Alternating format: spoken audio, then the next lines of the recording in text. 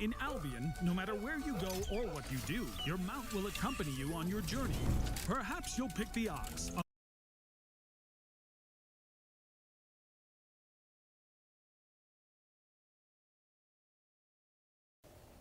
All right, in this lesson,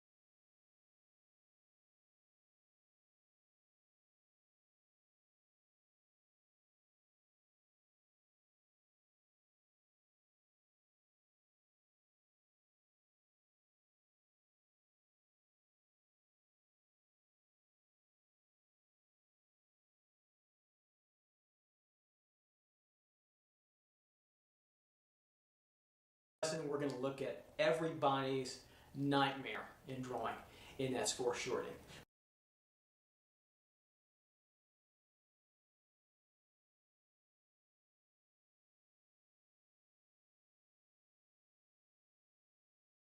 So we're going to try to solve this difficult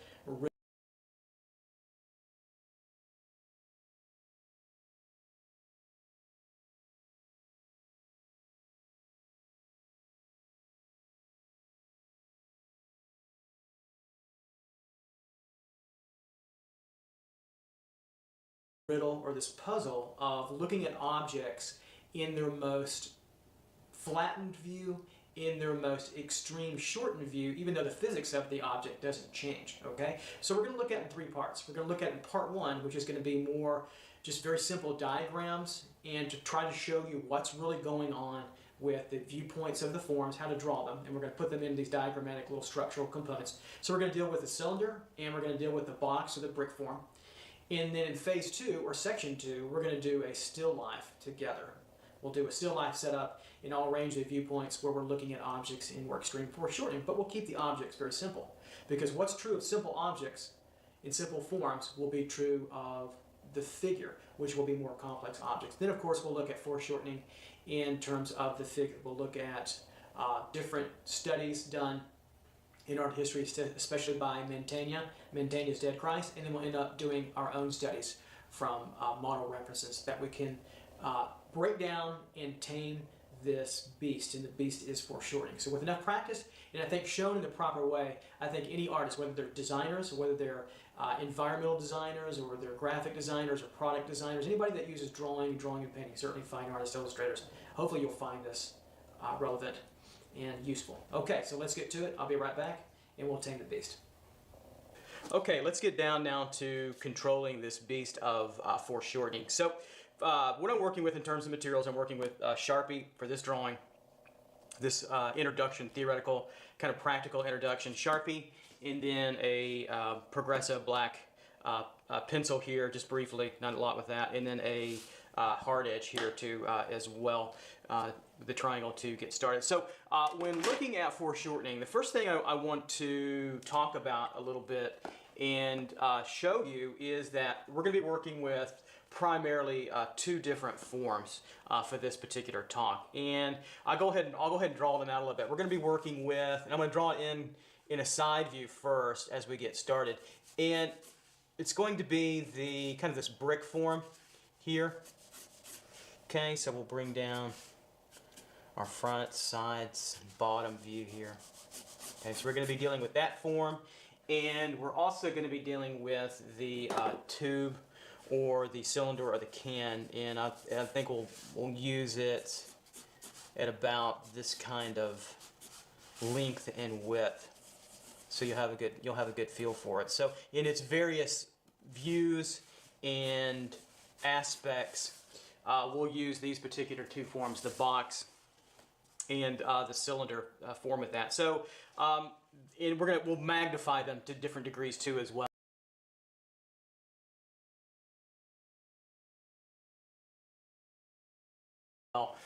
So you'll see them, but I'll try to keep to these proportions. I think these are two good figures, object figures to work from. So when dealing with foreshortening, we can understand better what foreshortening is when we understand what it isn't. So if we were to look at this box form from its most extreme kind of length side, I'm going to make it a little bit larger and longer.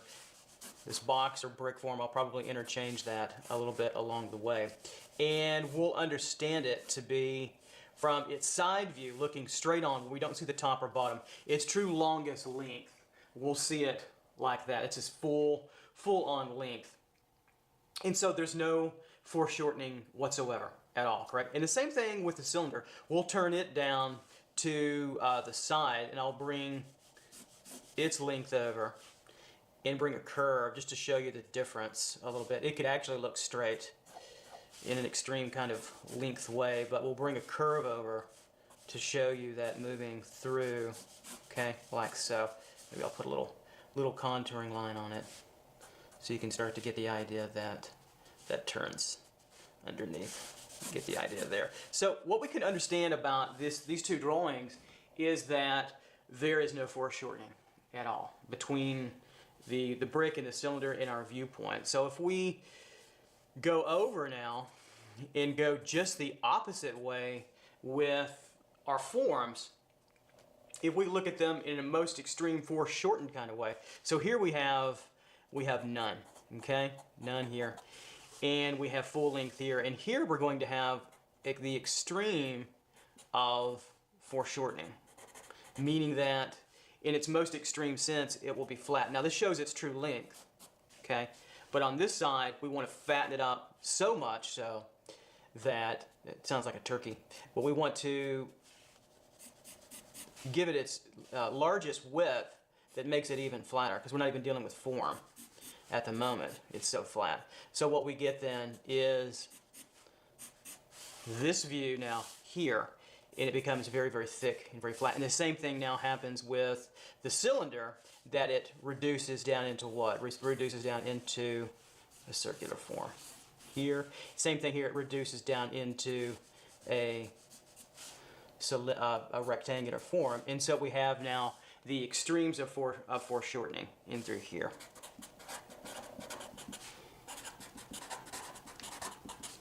Foreshortening. And so that's the extremes. Everything in between falls in this area. We have, I'll just put FS for foreshortening just to shorten it up. And the closer we get to this flatness or this wide width, or what later on could be overlapping, we get an increased sense of foreshortening. And the farther we push back in through to its true length, we get less sense of foreshortening. So I think that's important to understand and realize when we're dealing with foreshortening. So a couple of terms I'm going to throw.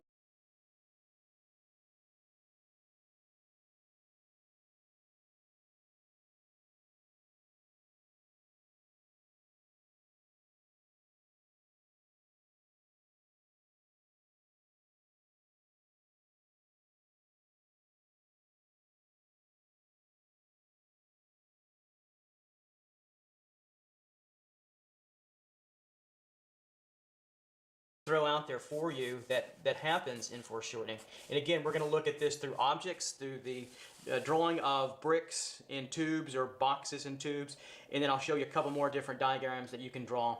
And then we'll look at it through, we'll do a still life together of these same objects where we observe that, and then we'll look at the figures. So it's a three-part series to help you understand. But terminology, vocabulary terminology, I think will help you too as well. And first thing I want to mention is when we have foreshortening, the lengths flatten out, okay, and they become wider. So we have flattening, we have widening, or I'll put wider in through here. So objects start to look again like a basic shape.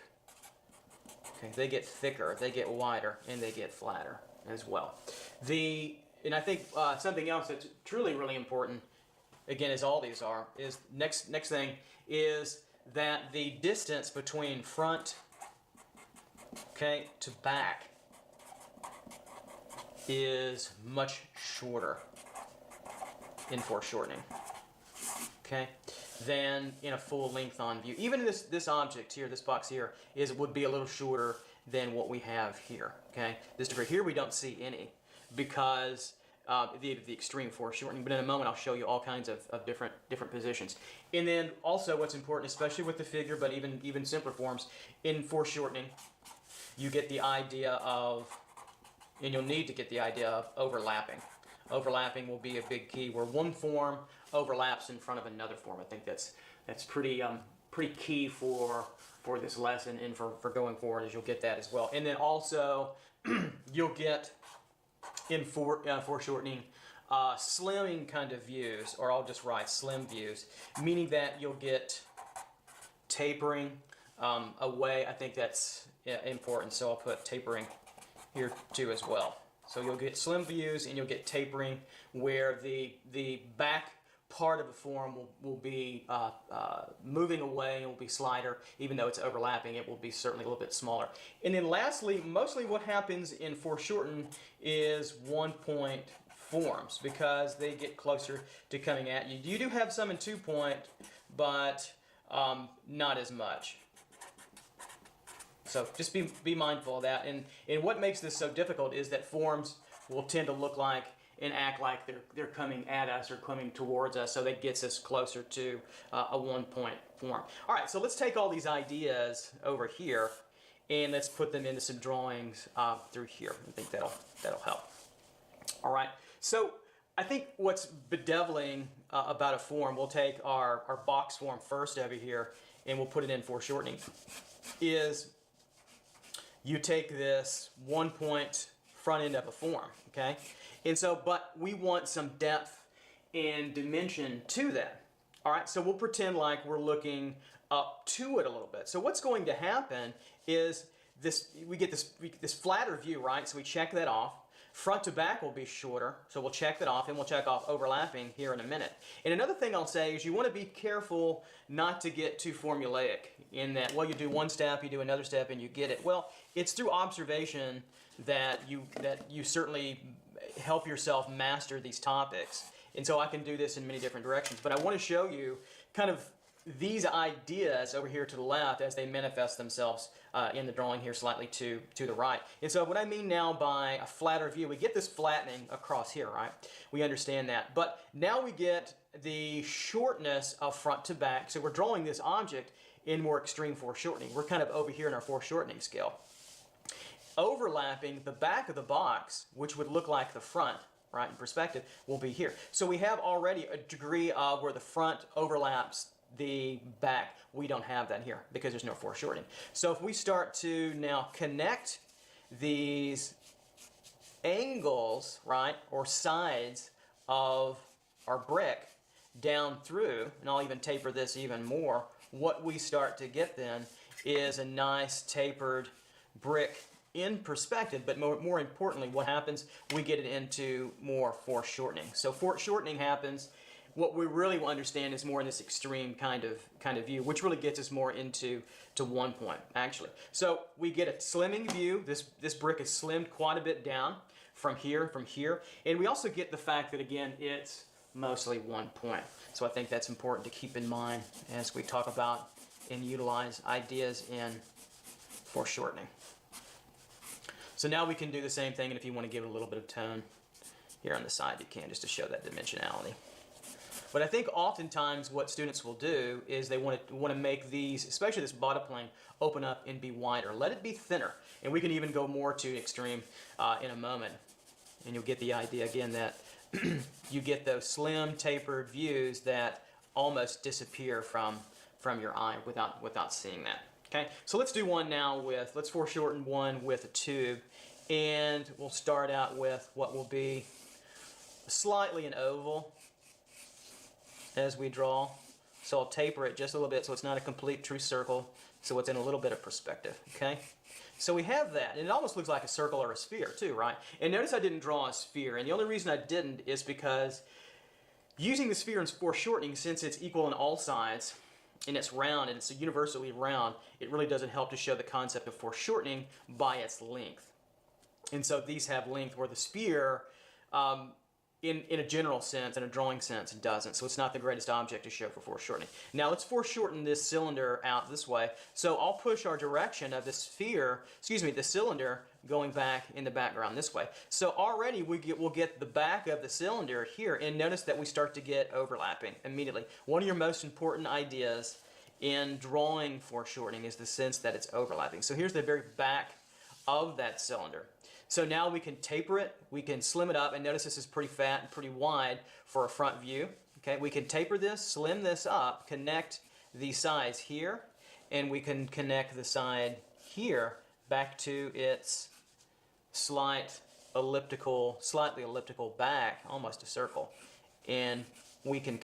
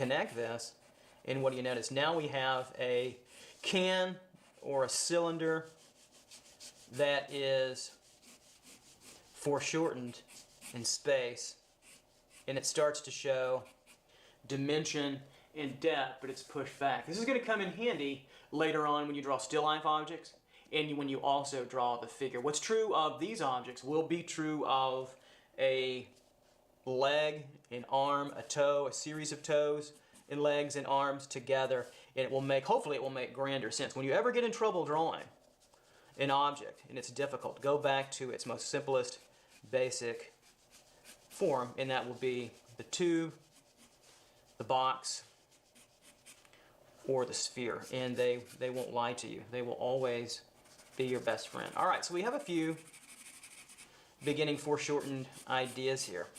Let's continue to draw some further ones, so we'll see that in different viewpoints and aspects. And so what do you notice about here? Here we're looking up on the box, right? Here we're looking slightly down on the can in our viewpoint. I think that's important to realize what your viewpoint is, even if you're drawing out of your head, especially if you're drawing out of your head. You designers out there, product designers, architects, whomever you are, this material, this basic kind of material is at your disposal to be manipulated to and made more complex when the time is right to make it more complex. So let's look at some different and the various angles too as well. All right, let's take a look at another cylinder or two or box or two in terms of foreshortening, so we can change the viewpoint a little bit or the orientation of our box or our brick. So we'll stand it up a little bit.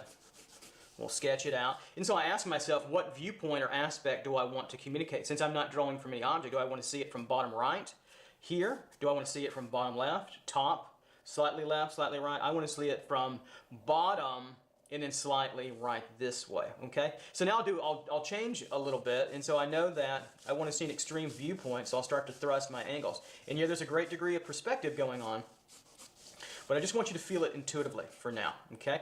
And so I want to get the idea that this is a longer brick, so I might let this side go a little bit longer through here, and then tighten up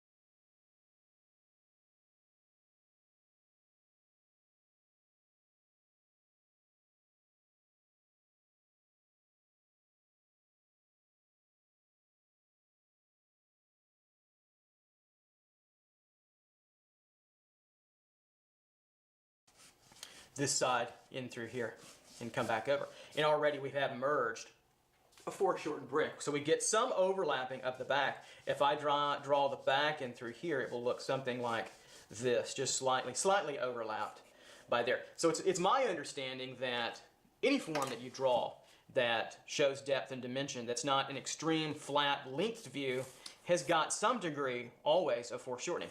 But what we really talk about when we mention and utilize foreshortening is what? The more extreme kinds of views where you get these difficult flat views. And again, go back to your vocabulary.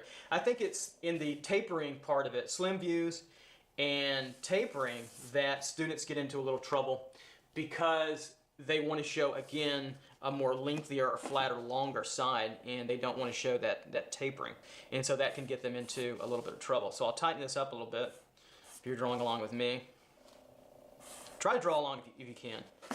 And then tune me out, and then start drawing your own stuff too as well. So we've got this to here, and so we get this nice tapered kind of brick form. So we want to hang on to the integrity that it's a rectangular type of box, right? It's not a perfect cube. It could be, which is fine, but we want to get the idea that this form continues to take on the integrity of the form that one we want to draw, and I think a rectangular box is great for that viewpoint. And I'll give a little bit of expression to kind of the front and side with a little depth, and a little dimension in through here. There we go. And so we can do the same thing over here. We'll do another tube, and the less flat that you open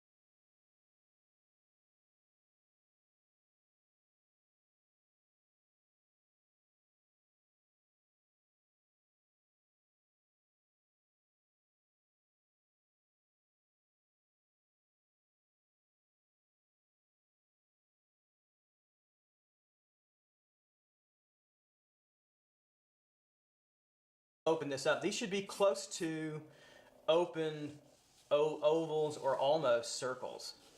Matter of fact, they could be complete circles if we're looking straight on. Okay? So I'll make this just a slight oval. And we'll bring this the opposite. We'll bring it down in through here, and we'll get that overlap. Now I could bring this first if I wanted to. I could bring it to this angle, bring it down.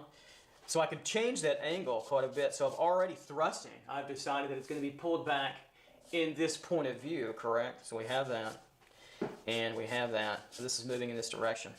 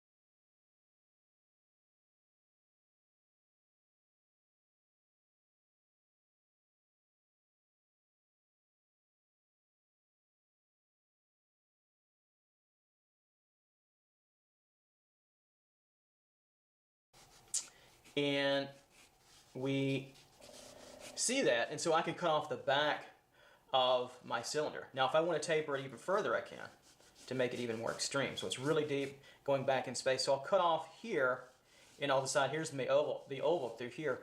And it does get, you'll see that it gets a little overlap right in through here, right? If it were glass, that's what it would look like. Then we can bring our back, connect these two. You always want to make sure that that curve stays integral to your drawing here. So you could take your ruler and tighten this up, but you don't want to feel as the straight line comes into the cylinder that it stays a straight kind of angular line. You have to be very careful with that. That's a drawing. Definitely a big drawing tip.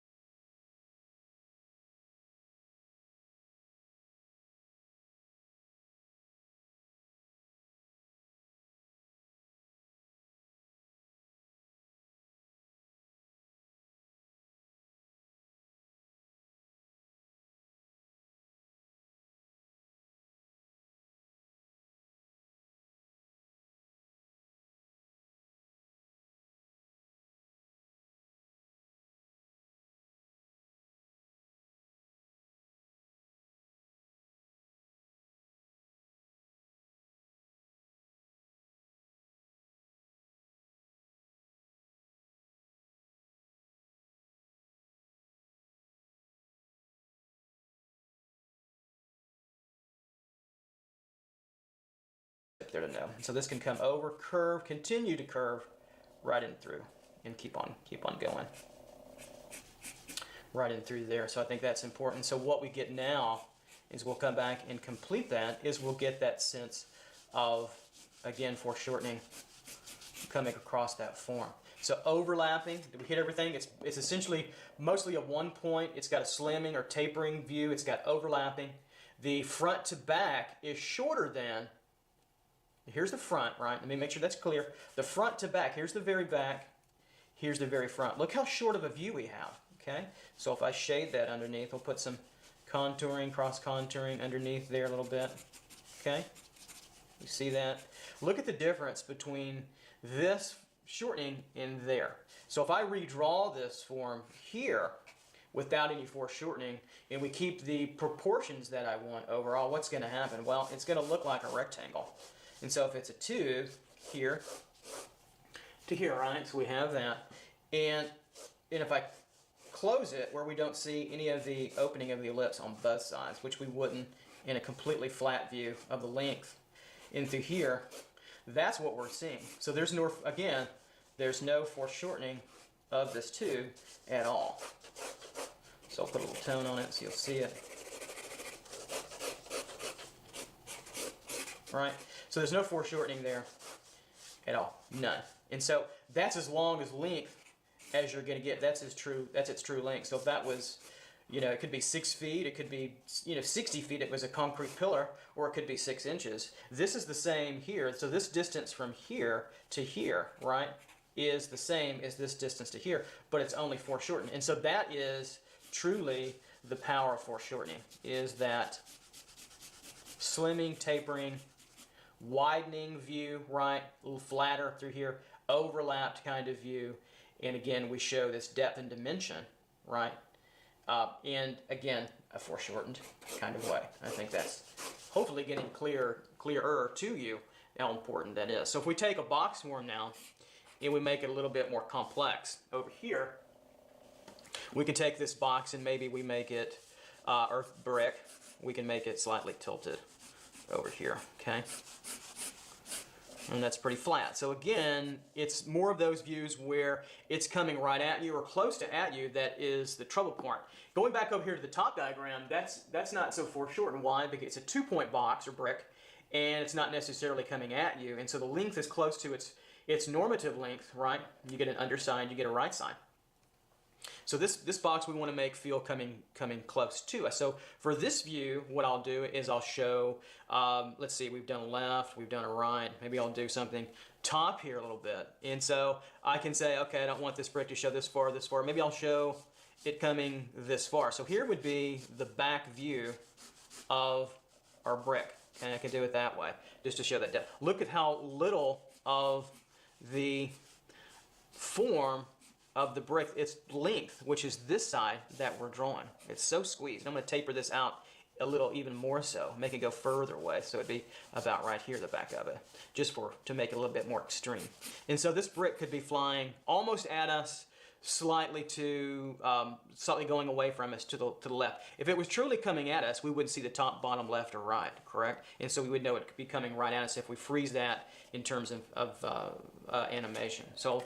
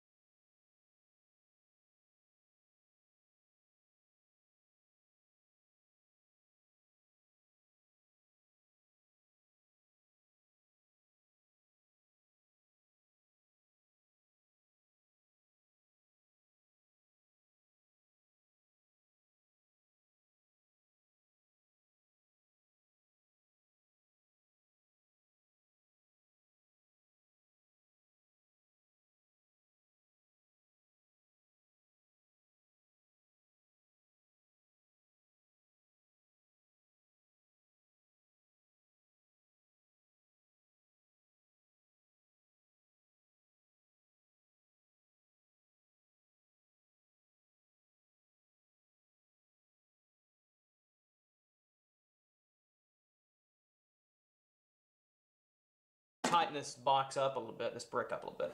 I'll interchange those best we can here, and then here. Tighten that up. That's why the ruler's nice. So you can sketch quick and crisp and use your hard edge.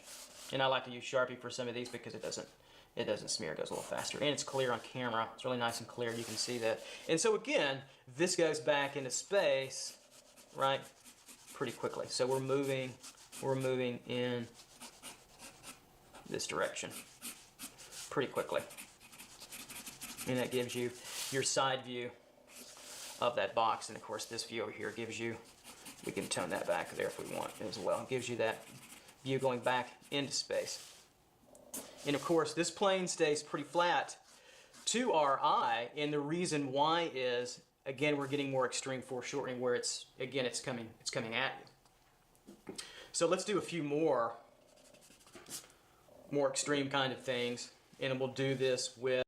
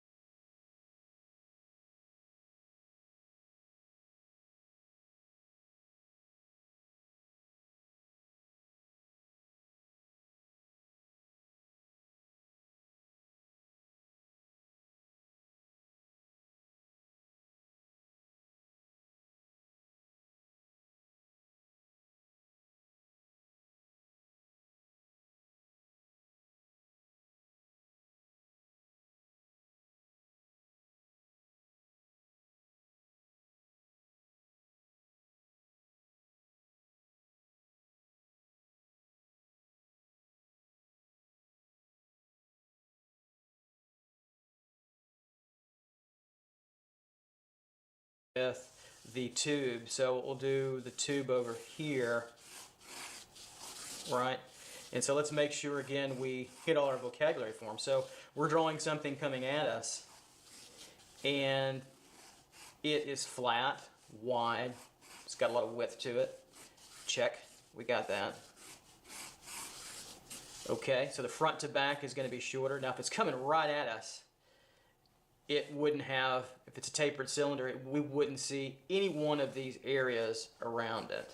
But since we are showing some foreshortening, and again, that would be the most extreme, let's do something a little bit different here. Let's say it's coming at us, there's this tube coming at us, and it's going to go over our head a little bit instead of underneath us or hit us in the chest. So what we want to do then is show that it's going to come slightly over our head a little bit. And I'm going to put it slightly coming at us and over our head to the left. How would I do that? Well, that means that the angle that it's coming from would be to the bottom right. So what I'm going to do also is show you that this is slightly, I could actually slightly curve that up. If it was coming down towards us, like hitting our chest, I might show it slightly downward.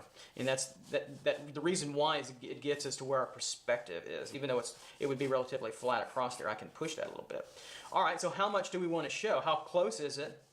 Or how absolutely close to dead on is it? So the more I show the length, the less it's dead on, the less higher it is. I could show the length back here. Like this could be the taper tube here. I could do that. Or I could bring it in closer, or I could bring it in really close, like about right in through here. So let's show the overlap first. So here would be the overlap. And again, I'm trying to keep the ratio of what I have up here, correct? So we have that. And so now I'm going to taper this, or not taper it, but overlap it so we see it. And you can draw through there, see? I'm using a Sharpie and just lightening my touch. You can draw through that. You can darken this in later, right? So here's the very back of my tube. This could be like a, God forbid, a bullet right, but you get the idea. Something's coming at you, but it's slightly off, so it's moving slightly in this direction, but close to us. It's just going to miss us. So we have that. Then we can connect the sides. So I can bring my line here, right, in my foreshortening, and there's where it touches. We want to make sure that that's curving. Only that place where it touches it. It's not really even straight, just a point where it touches, and then you want to curve that. Curve that on through. Curve that on through, like so. Here, and keep on curving it. And I'm going to put a shadow on this side underneath, so you'll see that little coarse shadow through here as you get that trucking. And let's darken in a little bit our top. So what you also get, the closer that something gets to you that's coming at you or close to at you, is you get, this gets larger, right, and gets more detailed. Okay, so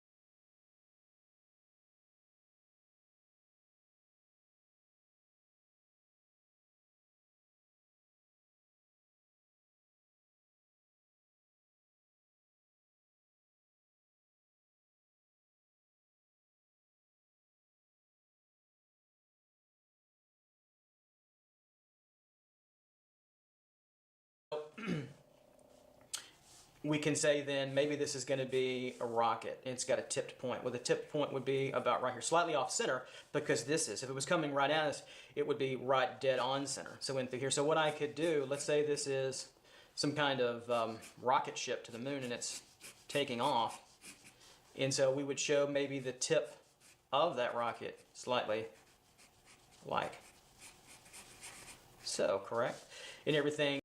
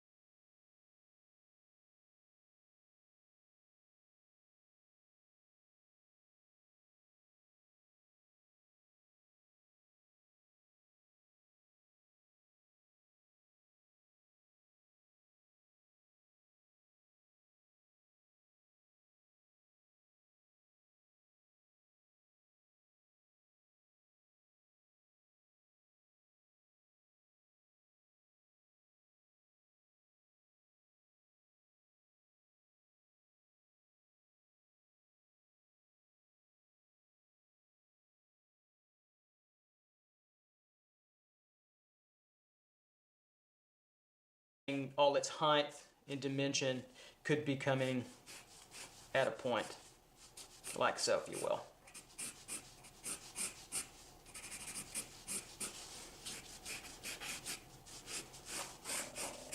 Okay, and then we could get this kind of around this and through here.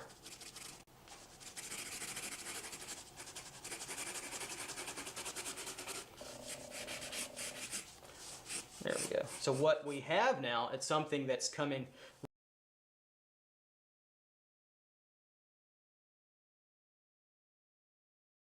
really close to us.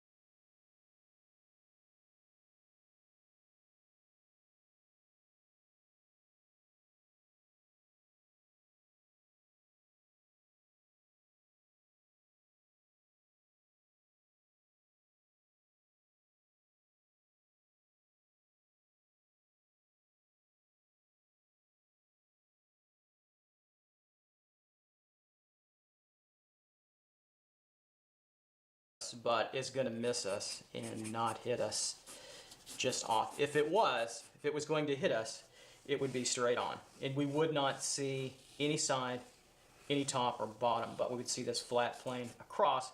Then you would have the apex at the point of the projectile or the rocket, and it would be super flat, something kind of like that, coming right in through and hitting us. And so I think that's important to see and realize, is that we want those super flat views, but for shortening, the difficult part happens when we get off the extreme flat and we get slightly aside. So the difficult part happens definitely in through here, okay? So I think that's important to see and to realize. And when you start to deal with anatomy, arms, hands, toes, feet, all those difficult body parts, shoulders, coming right at you, I think that gets pretty difficult. So what if we had, lastly, before we go on, what if we had two cylinders coming at us together?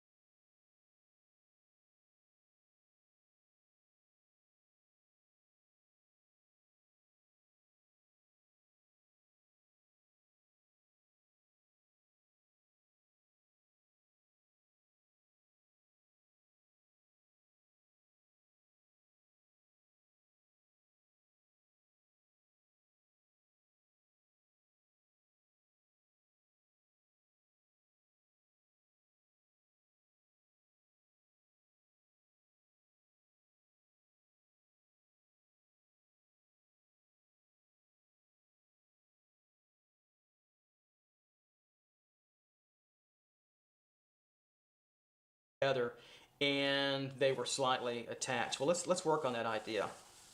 But they were moving in slightly two different directions. Okay, so let's do that. So we have a cylinder here, correct? Meaning that we're going to draw the front plane of it, okay, in through here, and we're going to slightly, maybe we're looking above it just slightly. No, let's go below. So we won't ruin that. My beautiful number 2 number, right? Okay, and so we'll move it slightly in this direction. And so we're dealing with the same ratio that we've done before with our tubes. So we're coming down this way, and we're coming down this way, and we want to show some foreshortening. Here's the end of our tube, pretty curved, over and through there. Of course, it would overlap, so we got our overlapping, our tapering view. We're good to go there. Well, okay, what if we want a connected one somehow over and across, and maybe show a little length coming, let's say maybe coming in this way. Maybe I'll do more than that. Well, we could bring another tube that might connect. Maybe it's going back in this way from here. So maybe it would come down here. It would come off here, off the other one, and connect up in through here. Okay? So let's darken it in. Let's take a look at what we've drawn. We have that there. We can connect our length here. Okay? And let's draw our circle around. So I vacillate between a pen view, holding view, and a palm view. You draw what's natural, what's best for you. So I like to slice these cylinders so you know what the end of it is. You know it's a cylinder a little bit. Kind of like a little pie slice in through there. So we have that. Then what we're saying, back in through here, this was another cylinder, right? Going in this direction and going down. And here's its ending point down in through here. Taper, taper, ending point through here. So I'll put a little shadow here, and I'll put a little shadow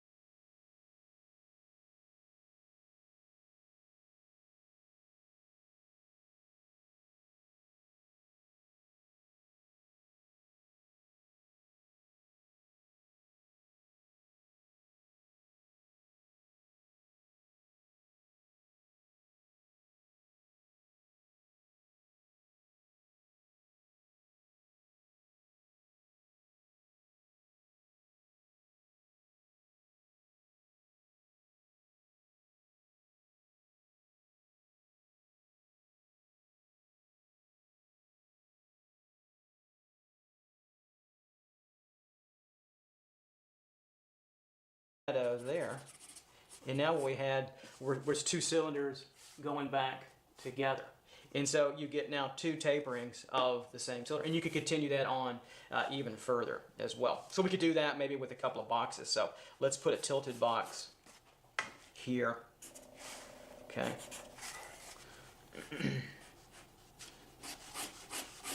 And let's move it slightly downward this way. Here. Okay. Like so. And here's the end of that box in perspective, but also now very foreshortened. So we bring this end up. So we have that view foreshortening. But what if it's our back here? We want to move this box maybe down and slightly this way. So it's like two connecting boxes. All right, so we have a movement here. We can move that there and over. And we can bring this through, and we get a little foreshortening there too as well. Not as much, but a little bit. So it's kind of like an opening of two.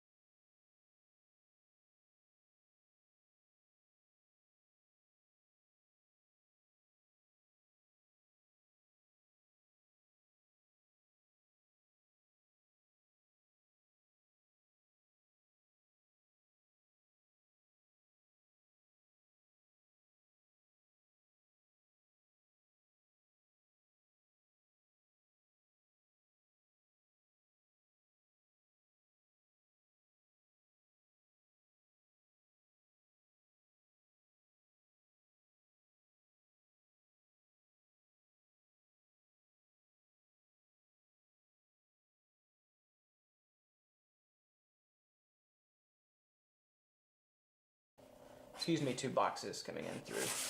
Here, let me tighten that up for you so you can see that. So you can start to, I won't say play this game, but actually better explore the idea of foreshortening with kind of multiple forms.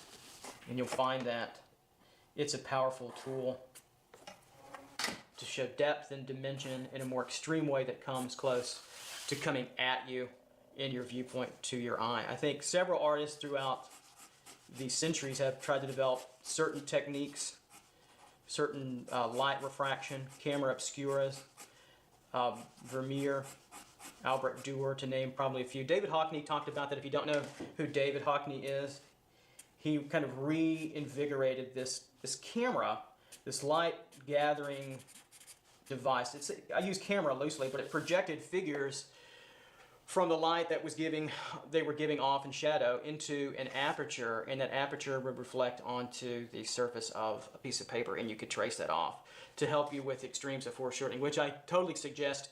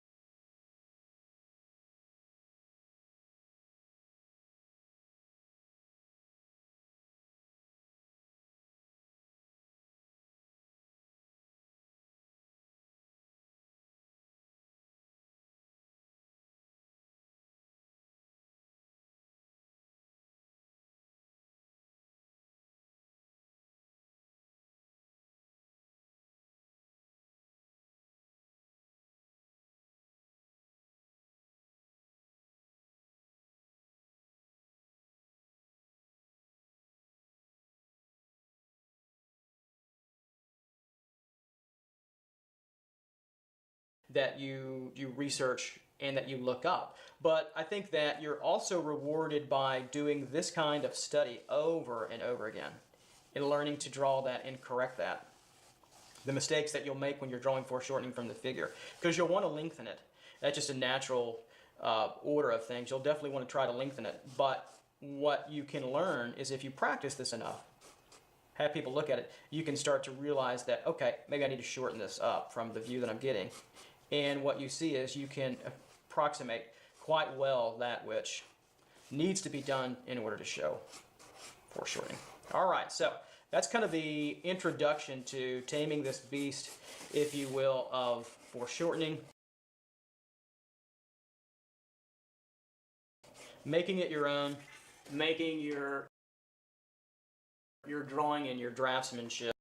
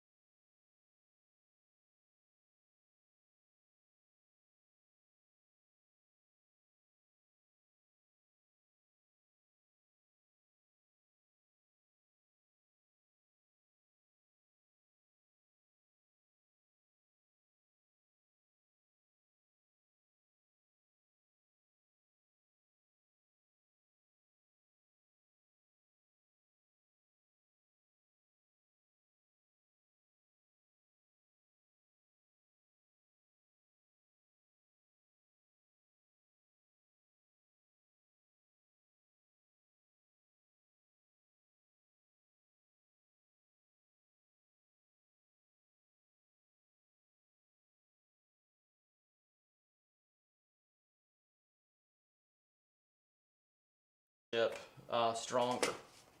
So my suggestion is to take some time, really take some time, spend drawing out a lot of forms in your sketchbooks.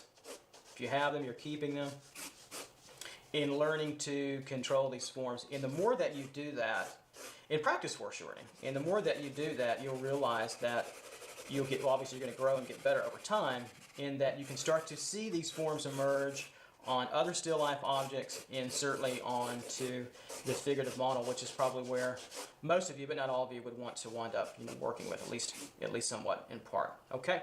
All right. So what I want to do now is go on to the next drawing. We're going to take a diagrammatic view, and we're going to work with boxes, and I'm going to show you many multiple kinds of views with boxes that show foreshadowing.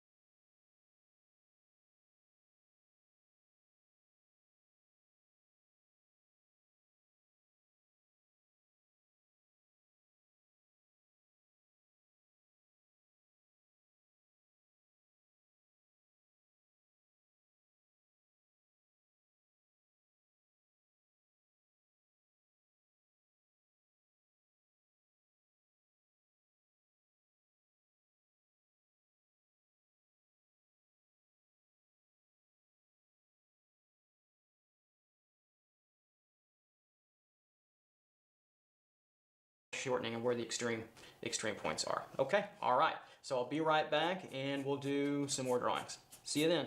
Bye-bye. Nice hat. Where'd you get it? Depop, $12.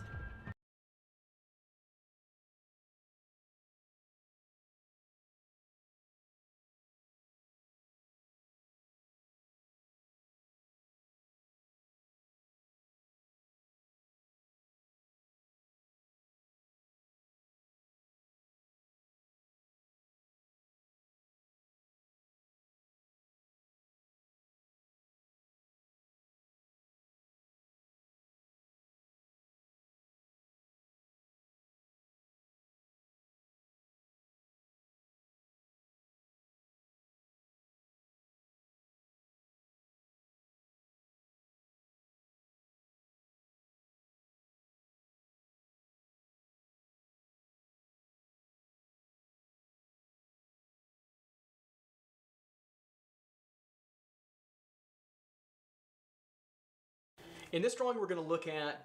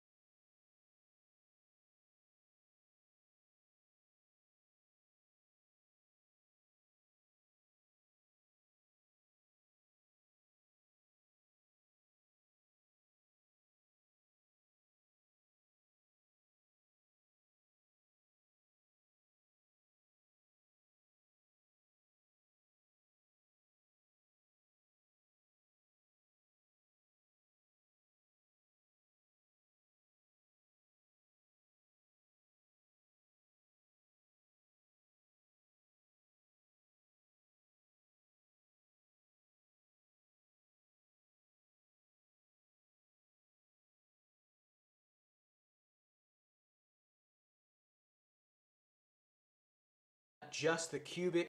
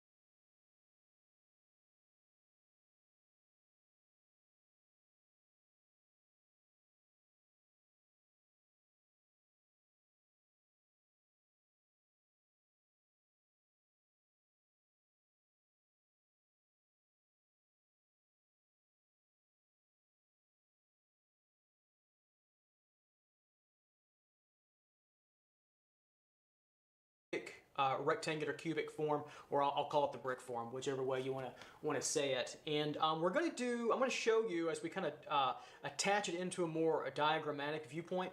And I'm going to show you where the extreme points of view are, which are going to be more in the middle here. So this is kind of like a one-point perspective setup, but I'm going to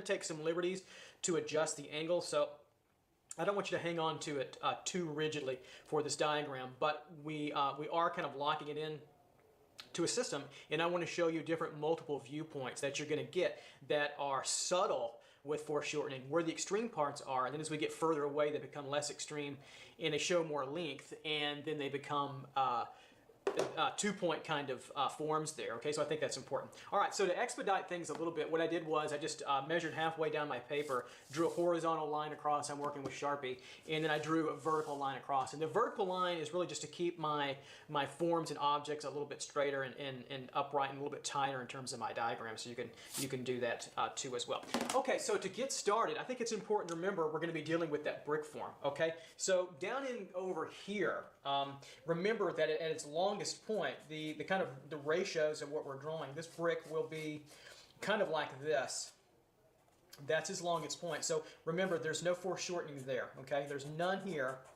And the extreme parts of that, the front face of that, if you would, the width, okay, will look something like that. And of course, we have the most extreme parts of that in through here in terms of our brick. So that is our height and weight ratio. And then I'm going to show you a lot of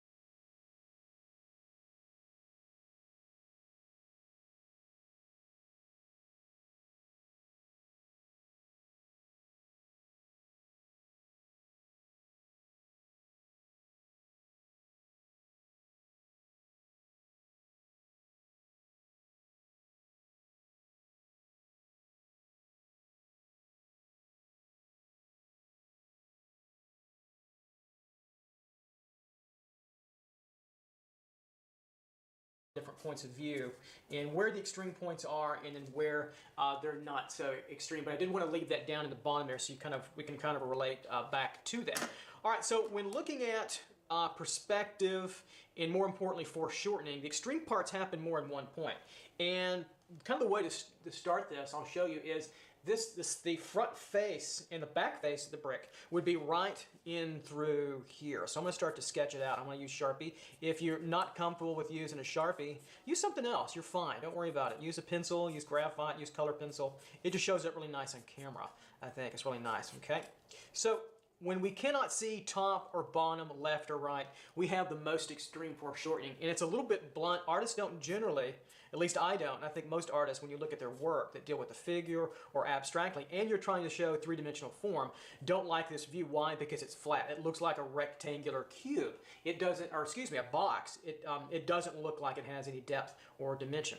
All right, so when we start to move up or down, we can start to show a little depth in dimension. So this line designates our eye line, okay, or our horizon line, or the reality of this drawing. And I'm going to put horizon on this side so you'll see it. So everything above we're looking up to, everything below we're looking down upon.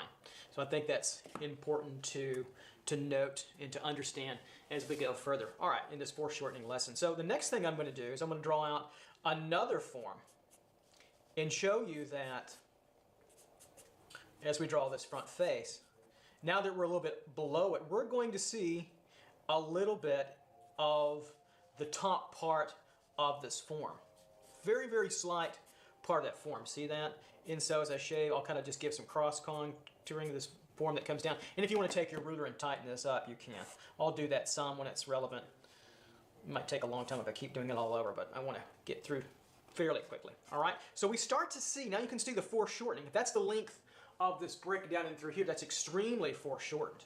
All right, so we'll keep going further in our composition. I'll try to put as many as I can possibly put. And what you're going to notice as we go forward in this is that this view becomes a little bit longer, meaning that the width of the front to the back is starting to get a little bit longer as we go forward. This is extreme. This is the most extreme. And now this is a pretty shortened view of that. I could put one in between to show that, right, between there. And this is still pretty foreshortened too as well, right? So we see that the distance between the top and the back of the top is still pretty short, but not quite as short as here. Why we're looking further down upon the object. So let's put some more. Let's just continue on in our foreshortened lecture here and through there. Okay, so we're working this, and we're going to show a little bit more.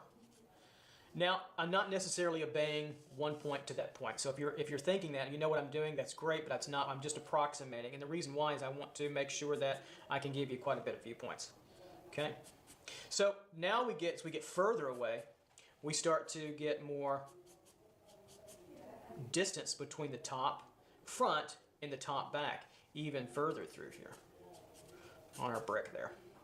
Okay? And I'll keep on going here.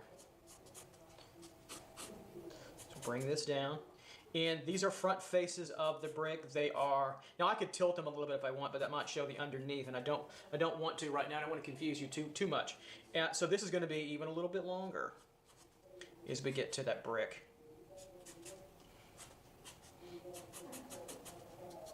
And I'm just giving you some shaded lines here just to show you depth, distance, dimension of our object. And again, remember, overlapping, these backs would be here. They would be more overlapped. And I'll put one more down here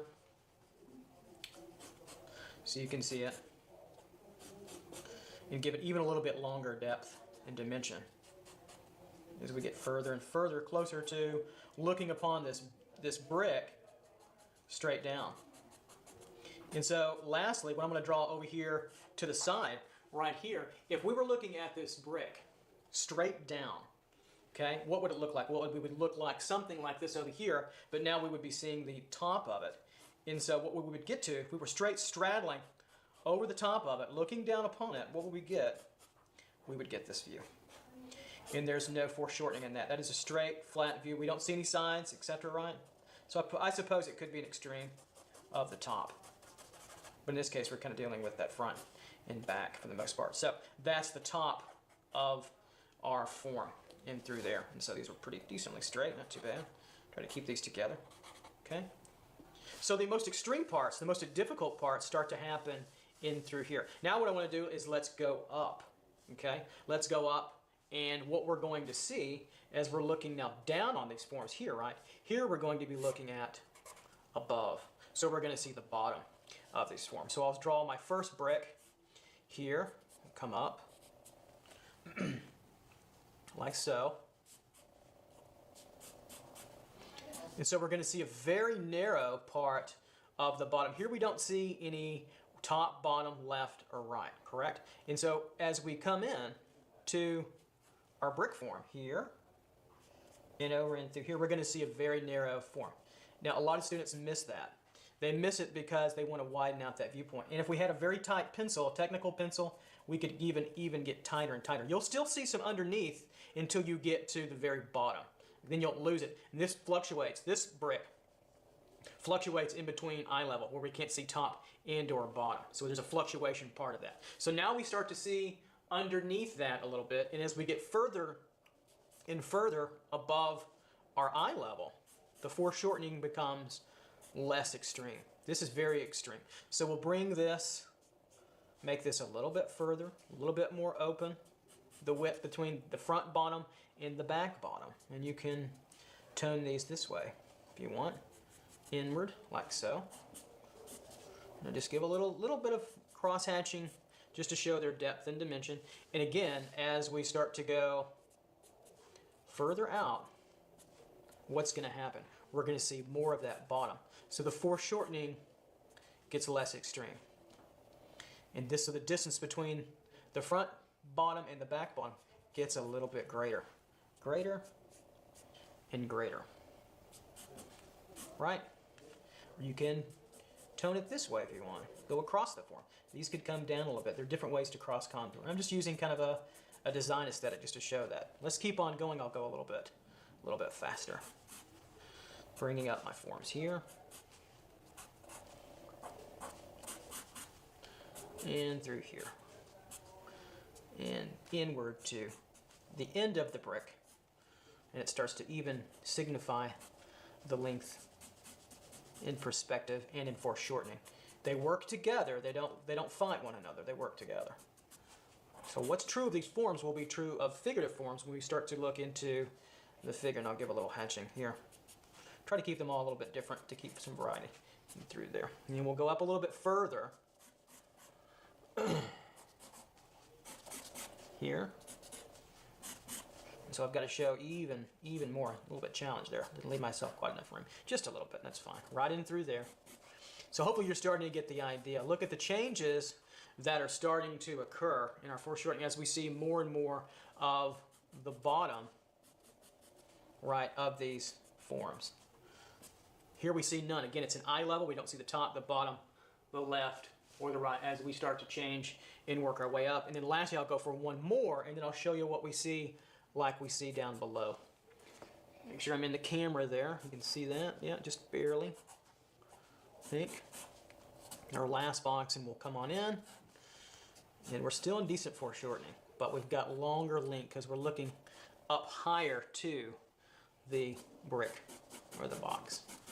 Through here. Pretty powerful stuff, and you need to be shown it. When you're shown it, you can practice it, and then when you can practice it, you can master it. The magic happens on your own. It doesn't happen with me. I'm just showing you what you can see, and the magic happens when you practice it and you get it, and it becomes your own tool or reality. All right, so we worked our way up, and then what we would end up with, if we were straight, the brick was straight over us, is that we would wind up with a viewpoint that would look just like the bottom viewpoint, but now looking at the very, very top. And there's no foreshortening there. Okay, so we would wind up with the same kind of thing. And now we're looking at the bottom of our box or our brick because now we're over it. Or excuse me, it's over us. Make sure I get that right. So we're looking at the bottom. BOT for bottom, right in through there. So what do you notice so far? The most extreme points of view happen in this kind of an area. And that's what really, when we talk about foreshortening, and I think when other instructors, artists talk about foreshortening, what they're really talking about is these extreme positions right in through here. So I'm going to extend this out a little bit so we can see more of that. We can understand a little bit further what's going on. I have a drink here in the composition and with the idea of foreshortening. So I'll start about right in through here, and we'll bring this over. And what's going to be interesting is we're going to see now a side too as well. So I'll bring this over to here, correct? We see that? So we're coming into the composition, but we're going to see, disregard that little line. I messed up there. Brought it a little bit further. We're going to be coming in a little bit more here, right? In a little bit more here. We're going to see a little bit of this side. So that makes it even more complex. So we've got foreshortening, and we're pushed off from our central vision. So we're going to see three sides of our form. We're going to see this side, right? And we're going to see this bottom. Both are foreshortened. One more extreme. There's even more of a slight view here than there is on that side as well. Okay, but we do see some more underneath. So let's bring this down even further, and let's take a couple of more viewpoints in this extreme foreshortening here. Okay, and this is going to get even shorter. It's going to be about that short as we're going to come into our viewpoint here. I'm going to show a little bit of this side, of the left side, so that's got to angle in a little bit, and this comes right on down. It's pretty slight view. Look at that. That's pretty slight. Pretty slight here. This is where students miss it in the beginning, is they make it too wide. Okay, and I think that's where we can start to correct some of this, hopefully, and get this pretty natural look, this view, ingrained into your mind, and then you can really control it. So if we come down even further, what's going to happen? Okay, we're going to miss more here, and we're going to come down here. Okay, and we're going to come in, but we get a real slight view. Barely the width of my Sharpie pencil here. There, right? And then these stay about the same, although the angles do change somewhat as they come in. They come in a little bit further. And there you go, look at that. And you continue to open that up. And so we get some more extreme kind of points of view here. And let's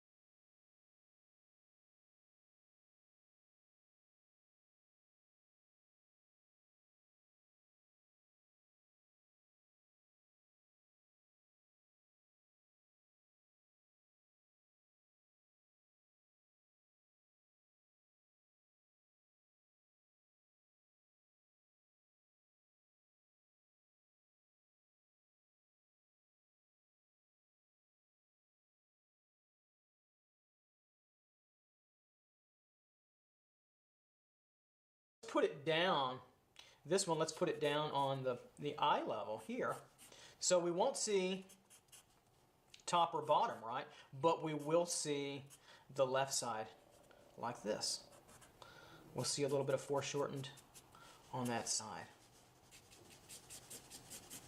Okay. All right. So now we're starting to get some extreme points of view that are multiple points of view. And of course, we could continue out if we wanted. So I'm going to do this side and go down. And then I'm going to do this side to about 3 and this side to about 3 and show you that Goldilocks, or that maybe that circle of hell. Actually, maybe that's a Dante reference. Maybe that's better to show you that extreme circle of hell where it's the most difficult. And then I'm going to draw some things outside to complete our reference point. Okay, so that's coming up. All right, let's go on and do this other side over here. So let's work with these extremes of foreshortening even further. So now we'll push our viewpoint by moving the brick to the left, and we'll see the right side of these forms a little bit, and I'll show you that. So it's going to look like a lot like that, but just on a different side of the object and through here. So we're going to move this front plane of our boxy brick form down, and we're going to see the right side now emerge quite low, right? Because it's moving down to a viewpoint or a vanishing point lower in through there. So let me tighten that up so you can see that a little bit better. And then we'll move this bottom form down, this really strongly foreshortened length to about right there. So these are similar objects, but you notice how they have different views based on our point of view. So they're all foreshortened, but now we get slightly dissimilar viewpoints of an object slightly above our eye line or our eye level. So let's go on and do some more here.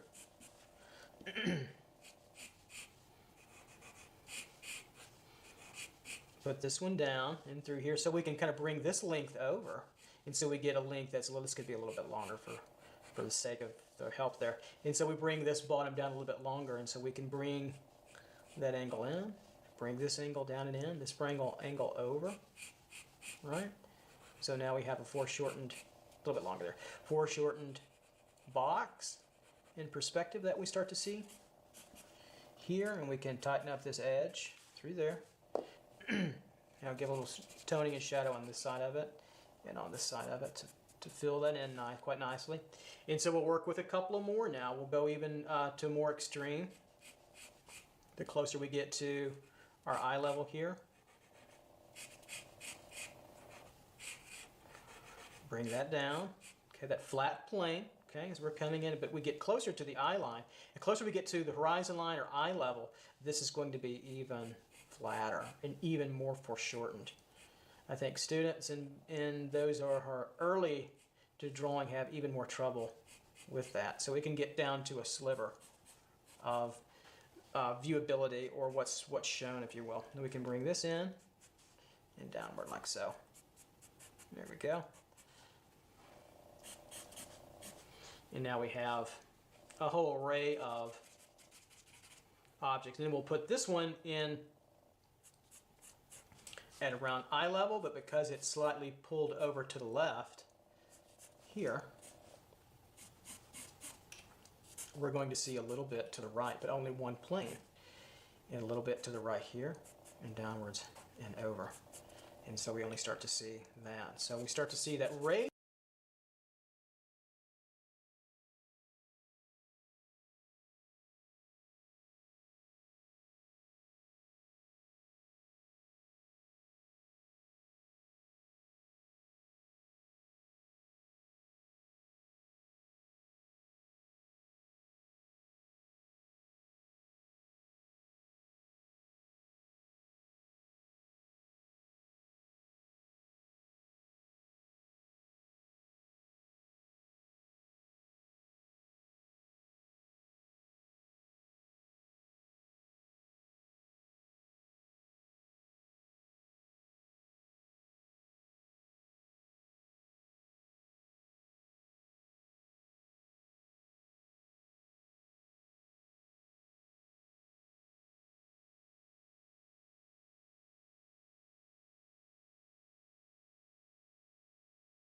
section above and at eye level into this extreme area. So the extremes happen in this region, right in through here. So they get more extreme in through that area. So we'll write extreme here.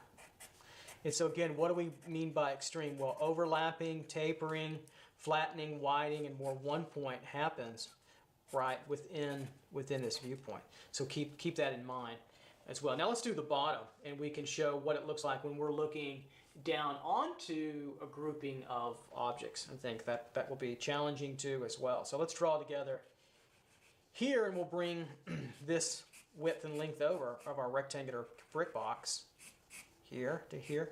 Now we're going to feel this pull and movement back this way, but we're going to cut it off at that very slight view. So that very slimming, tapering view in through here, and then we bring the side back in and back over.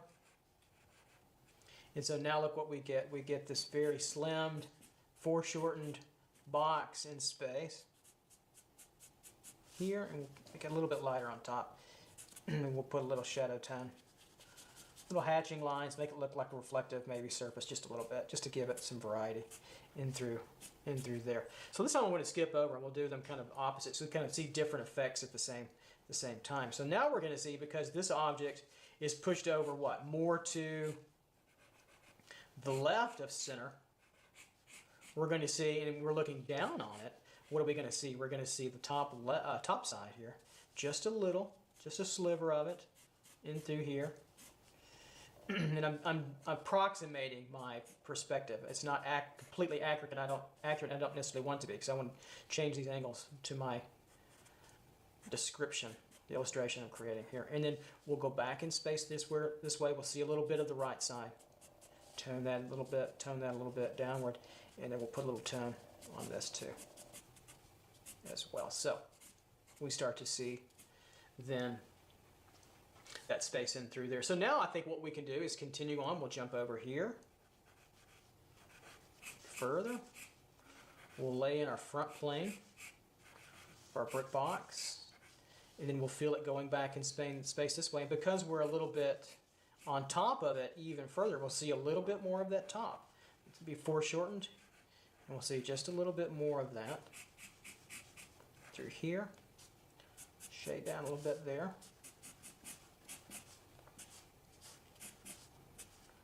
And we'll get a little shading and spacing through here. We'll bring the same thing over now. Bring our box through here, and we'll push it this way, but it's a little bit longer. We're more on top of it, like so. And then we're going to see a little bit of this right side, because it's within our view, and downward.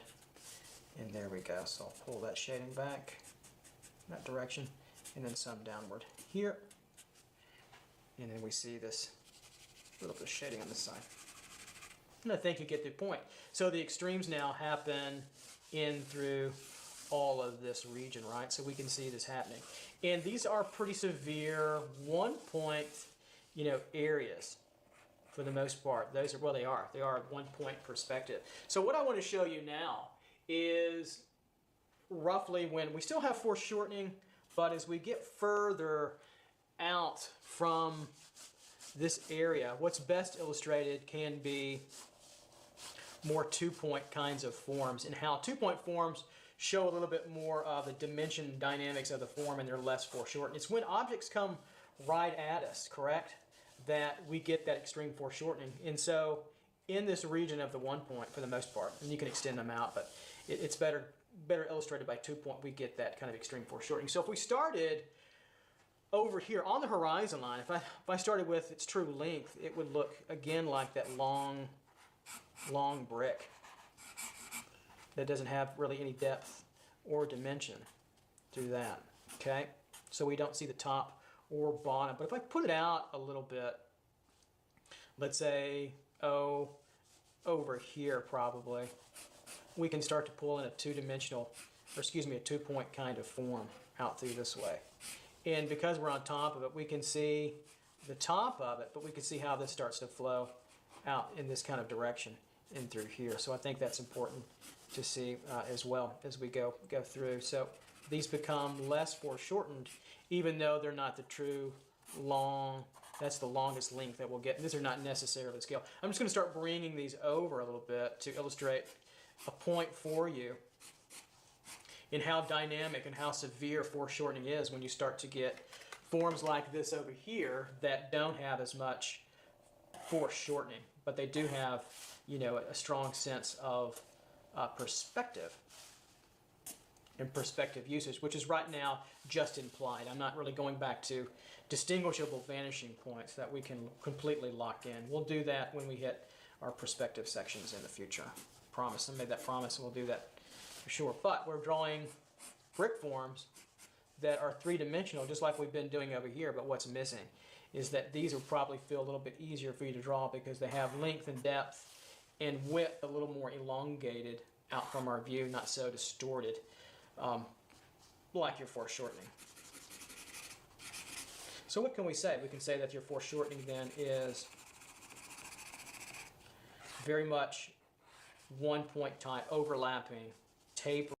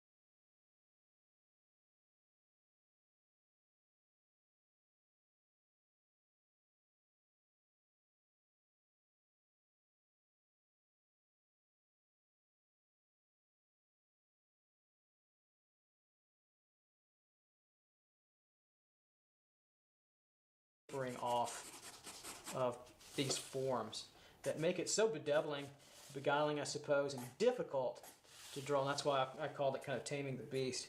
And it's made even more difficult when we go to the figure. But we'll start with simple forms always, and then work our way out. And so I'll continue to go here and go around, and you can continue to see that as we go further here, that these are 2-point forms. And we're looking further down on the object from our eye level, right? We're looking even further down upon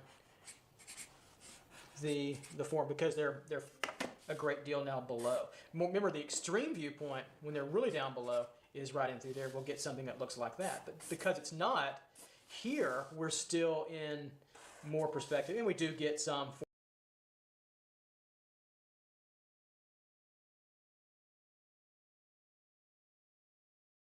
foreshortening of the length, the width, and also the height completely.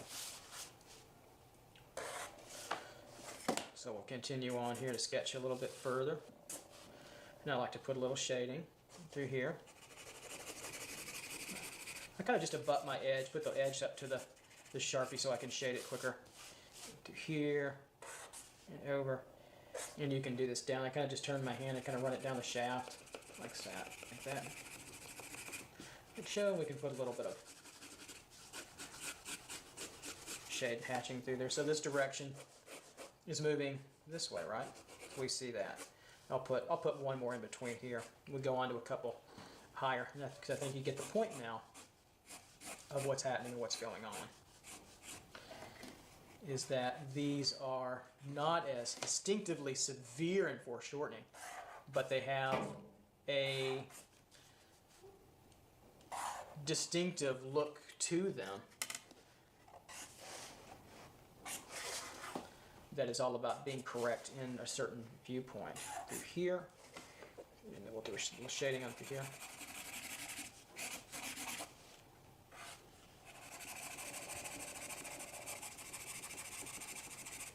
And then we'll put a little cross contouring in through there, and that moves in this direction for the most part. And then lastly, setting it back up. Maybe I'll make this one a little bit more bigger.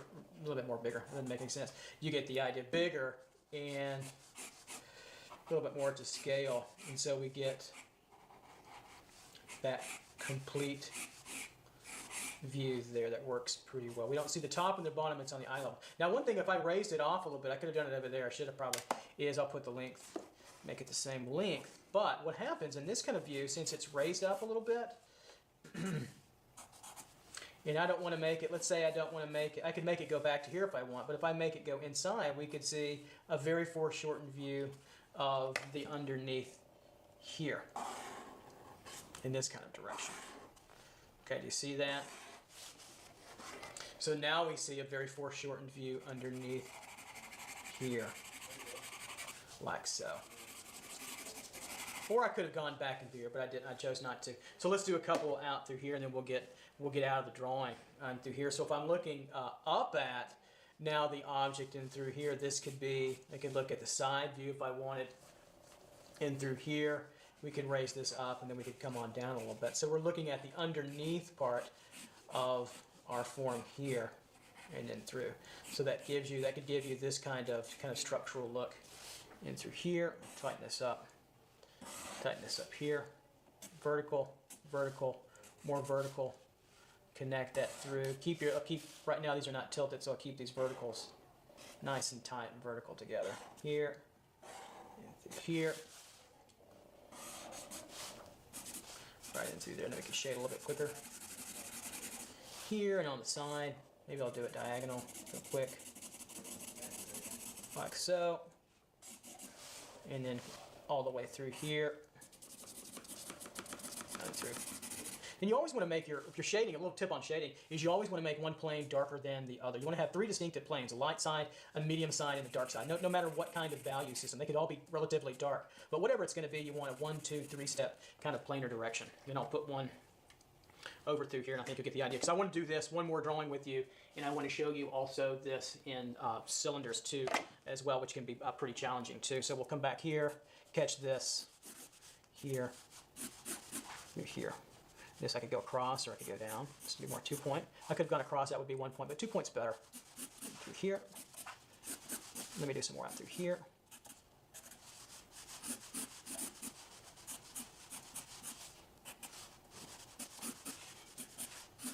Okay, and these all have direction, right, going in this way.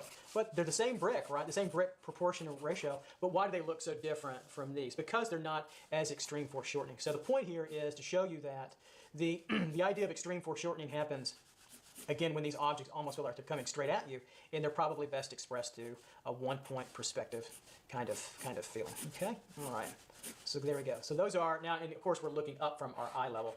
That's why we see the bottom of these forms in through here, okay? Okay, now let's do the same drawing. Let's do the same thing.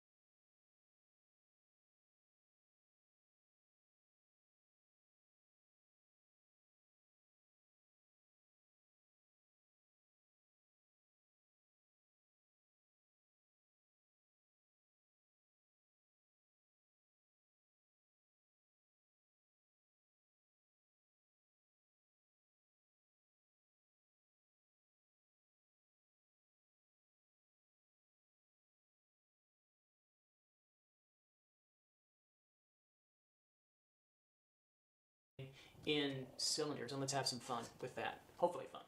See you in a second.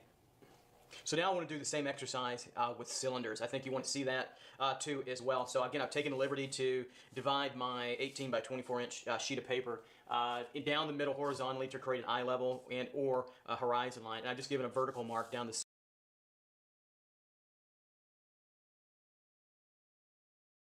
center just to help me align my cylinders up.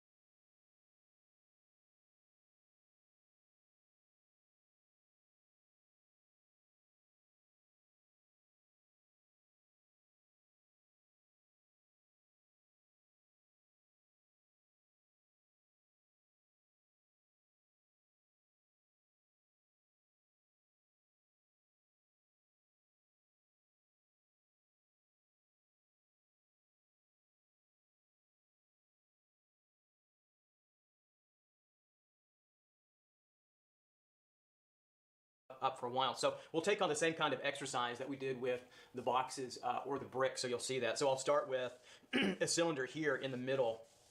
And again, we're going to make cylinders. I'll put one down here, make sure you can see it. That's going to look like a tube, something from a not very foreshortened, maybe at the top a little bit, lips. Side view, that's going to look about like this. So that's kind of our tube ratio. So everything that we want to do, we want to play off the ratio of this. Now,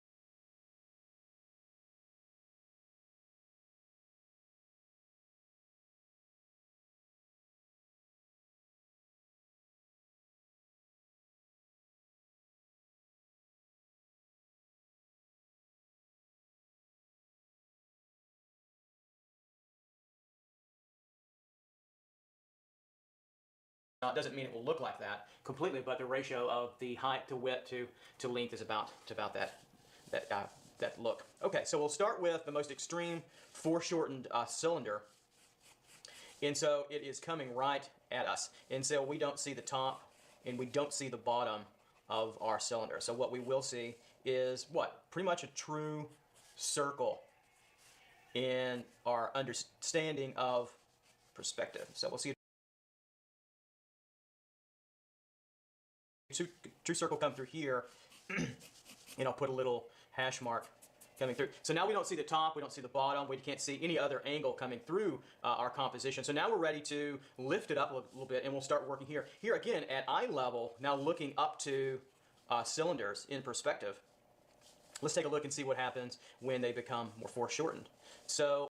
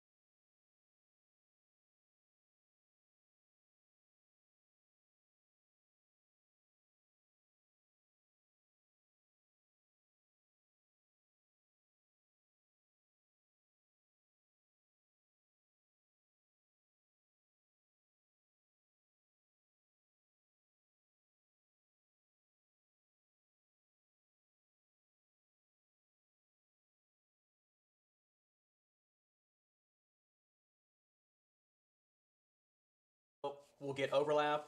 We're already wider, right? So we get that too. So let's lay in our circular form. But now we can say, okay, we see a little bit underneath there. So we get this circular form, and of course it overlaps. So if I show a little bit coming underneath and through here, correct? And then we can tighten this up a little bit by drawing that length now that's truly foreshortened of our cylinder here and here. We'll curve that through here. And what do we find? Now we have a foreshortened cylinder. And so because we are below it, we'll see underneath it. So this would be, if it's coming at us, it would be coming at us but miss us or come closer to our head, maybe our forehead.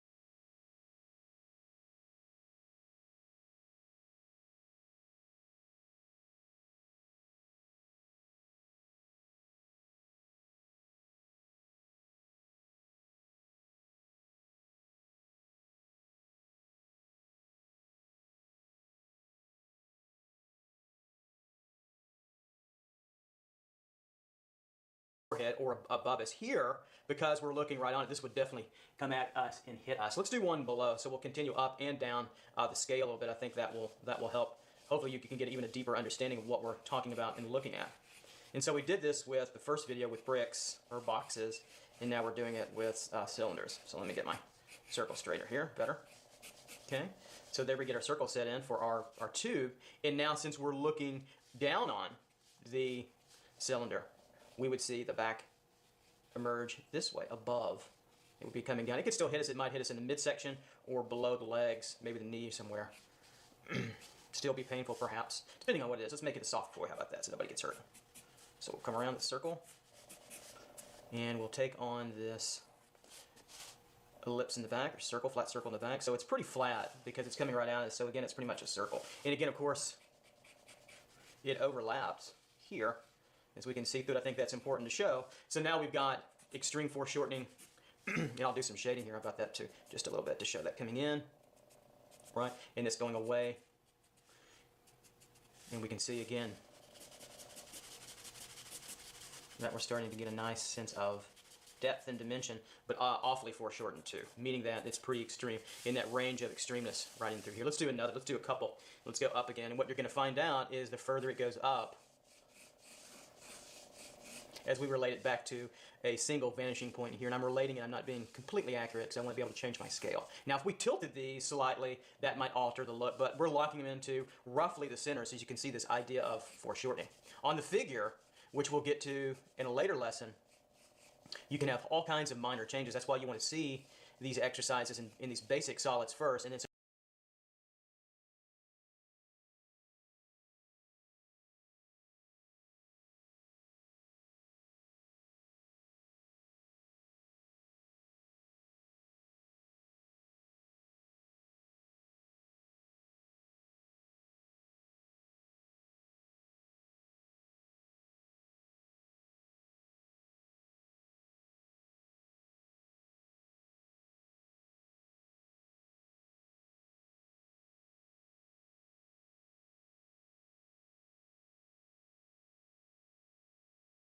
so you can react to all the changes that you're going to see on the figure, which can be pretty dramatic. So we've got our two here, right? Okay. Now notice again how much longer we have it here and here, and down to the end of the cylinder, the tube, through here, right? Kind of sketch it through. You have to be careful with Sharpie; it gets so dark. Did you get the idea? And then I'll do a little, tighten this up a little bit, but darken it up, do a little shading. And then we start to see, again, more foreshortening, but what's happening now, the distance between the front bottom and the back bottom is starting to get longer and longer. So we're getting a little bit, just slightly, a little bit closer to our true length in perspective. Now let's take one at the bottom here, and let's do another one down here. Let's put it down here. And I just use this horizontal, excuse me, this vertical line to show, to help make my cylinders equal on all sides, because we need it, because we don't want to see a left or right, so it helps give me a guide in my sketch. It's just a sketch, so we don't have to be completely perfect, right? Here, we'll tighten it up a little bit, and through here. Now we want to feel us going back in space. We want it to be a little bit longer. I'll cut off the back about right here. It might get a little overlap, it might not. We've still got foreshortening. Maybe it's going to be right at the edge, which is okay. I'll make this a little bit darker so you can see it coming through here. And so now we can connect our back end to our front end here, and to here in our sketch. Curve this around, make this cleaner, and through here. Shade that off a little bit. We'll vary the shading a little bit. And we'll let this come around and get the length of it. Through here somewhat. And now again we have a foreshortened cylinder too as well. And this is actually a little bit longer than that one too. Let's do one more on both ends. Here, I'll do another one down here, and we'll make it even longer, and you can see that process as we continue to go through. So, you know, taming this monster, this beast, takes time, energy, and effort, just like anything else that's worth doing, right? And I think that hopefully you're starting to understand that the practice of these ideas, these concepts in drawing or concepts in art can be mastered quite relatively quickly, some of these, with just quite a bit of practice. All right, and I think that's what we're after is understanding and then practice of the craft of it. So I'll put this back in here. So it'll be a little bit longer than the other end. So there's the ellipse, the circle I'm going for, and then we'll connect our end to end here, end to end here. Start to tighten this up around. You can keep it loose and sketchy, but accurate. And we'll tighten up this back end here a little bit. And throw some tonality on it here, and here, give us the length. A bit of shading right through there. So now we've got a cylinders of one series of 1, 2, 3, 4, where it disappears. That's the most extreme kind of foreshortening, and then of course it starts to get longer and longer. The more that we look down on the image from our eye level here, right? And now we're looking up to the cylinder here, and let's do one up here where we get even a little bit longer view, kind of like this one, but up here. And of course we'll see the bottom. So I'll put this cylinder. Hopefully you can see that. Yeah, just barely. So see that sketch here, and these are kind of quick circles. Okay, we've got our ellipse, or excuse me, our circle set in for our composition, and I'll put my length a little bit long, maybe right in through here, a little bit smaller. And so there's my back end, right? So this is less foreshortening than here, and certainly here, because there's really, well, it's an extreme kind of foreshortening. We don't even see the back end. So now let's connect our length here and our length here. Okay, let's kind of tighten up our ending points here and then round a little bit, make that work better here and here. Shade a little bit, shade a little bit. I just give some variation to my hatching lines in through there. And then of course we have curve coming down in through here. Put a little point where this true center kind of is. I think that helps your composition. And I'll give it some length down in through here. Try not to get my head in the way if I can. It's not so easy sometimes. I got a big head, I guess. And so what you've noticed now, you see even less foreshortening here, correct, right? And you see less foreshortening here too as well. So what happens, what we get is we're going to get cylinders, if they keep going all the way down, if this one completely turns right over, what we're going to see with that is we're going to see something that's laying on the ground. If we're straddling right over it, okay, it's going to look something like this here, all the way to this here. So it's going to have that. There we go. Here to here. And here to here. And so what happens is we're standing right on top of this cylinder looking downward. All right, so now we've got, again, let's finish out the shading off camera just for a second.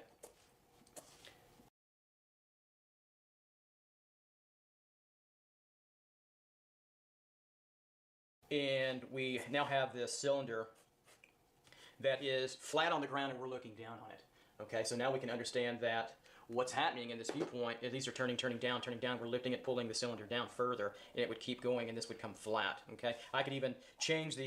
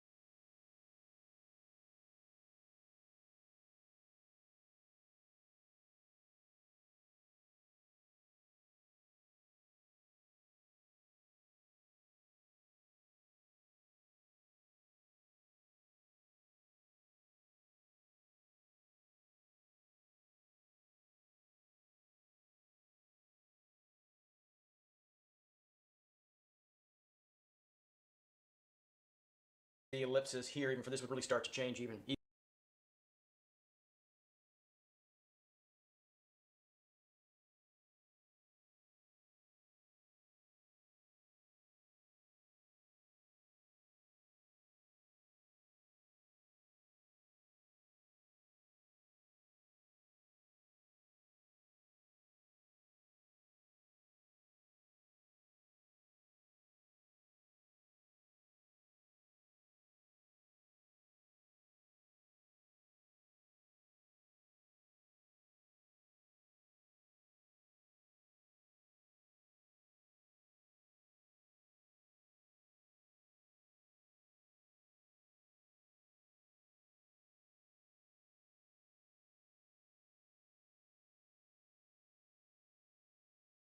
further and become less circular as they get higher up. But just for the sake of brevity, this is what happens at the end. And the same thing happens over here too. We get the same view. So what would happen here, yeah, if we were looking straight to the side of it, we could see it a little higher with the bottom of it, but if it was closer to eye level, we'd see here. We'd also see something with a little perspective. We could actually do this too. We could have this where it's open.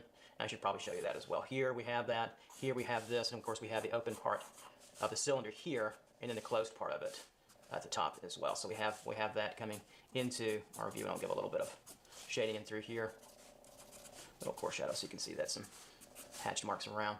And the same thing down here. So if we completely now turn it flat, we would see that, but there could be also a point of view where we could look down on it and see a little bit of the top like we'd see over and through here. But main point of it is to get the extremes of foreshortening, which are right in through here. So let's do that. Let's get a further look. So I'll kind of put a halo, if you will, circular kind of halo where the extremes happen, so we can find that range of it running through about here. That serves us pretty well. So we can say again that these are where the extremes happen. I'll just put extremes here so we can see that. So the extremes happen in this range of our cylinder drawing. So if we come over, we put another one here, what's going to happen, we're going to have one here, right? Because they kind of all start out the same in one point here, and then we'll draw another one over here.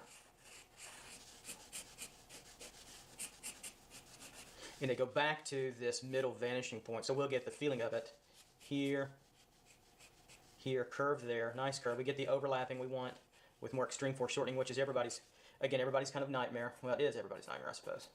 Certainly for my students here at the university. Here, and then we'll tighten this up a little bit here so you can see that. So it starts to come, make sure we get that curve coming through here and then on over.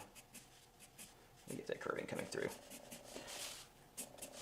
And then we'll continue to go forward here, and of course we get more. So the back view of this here, the full circle ending might be there, and so we can connect these here. Now, one point I want to make is that these are all 1 point, and we can get into some 2-point cylinders that start to do some of this too, but the extremes again happen at one point. Right in through here, then they get further out, and let me show you what happens. So as they get further out, let's say out here, right? So we're moving out here in terms of our direction. Okay. The ellipse out here starts to become more of an oval. You've seen this before, I'm sure, right? We see this oval, and you see that it's a more slimming view because it's going to disappear as it continues to turn, let's say, back this way away from us. So if we go to back this way some with our cylinder here, let's say, and here, let's say, so we can taper it. What happens is this back curve gets a little rounder than this one, and through here. And see, there's some foreshortening, but it's not generally a major problem. It's when we get to those extremes of the foreshortening problem. And through here, this gets a little rounder, where we come through and we see it through here, right? Through here. Then we can connect our ends there. And so what happens is this ellipse, you see how closed, it's starting to get more closed. Let me get this centered a little bit better. It's starting to get closed as it comes around the composition, in our case, in our viewpoint here, our ellipse. Okay? And it turns in this direction, and so it will get closed as it comes around. It will look kind of something like that, just placed over and through here. So if we did something like that over here, it could look very much like this. We don't see the back or the front open up. And the further and further and further it gets, it turns towards us, it starts to open up right, even further.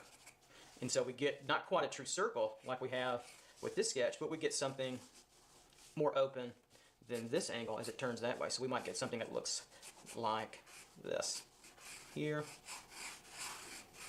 So it just shows you the power of foreshortening in kind of the extremes that we get over and through here. So this might come back in this direction, get more open and flatter as it gets closer to here, and then I can connect it right to there. Tighten that up a little bit.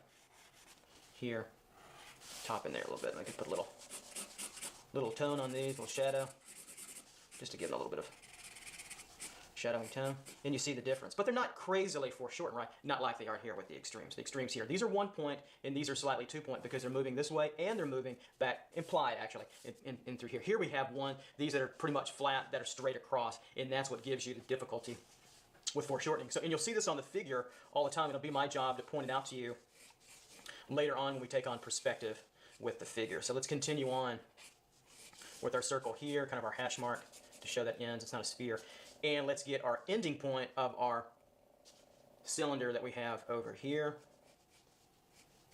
Okay, we end that. Here's our circle overlapping. Draw that lightly through there. Then you can connect these ends here, and of course here, right through there.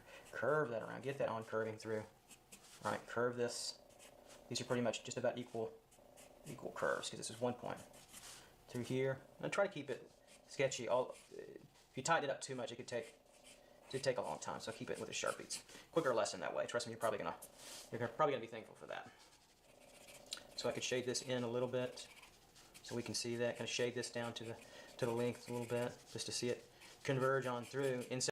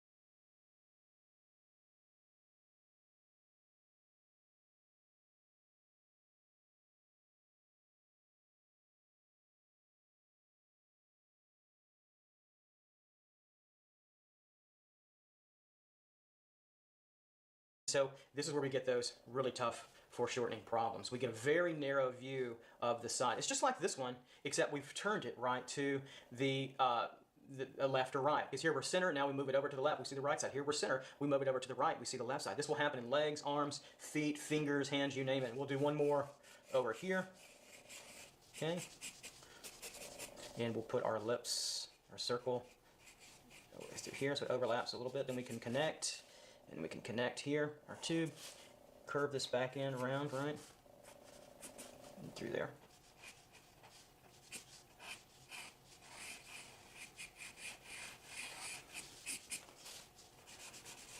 There we go.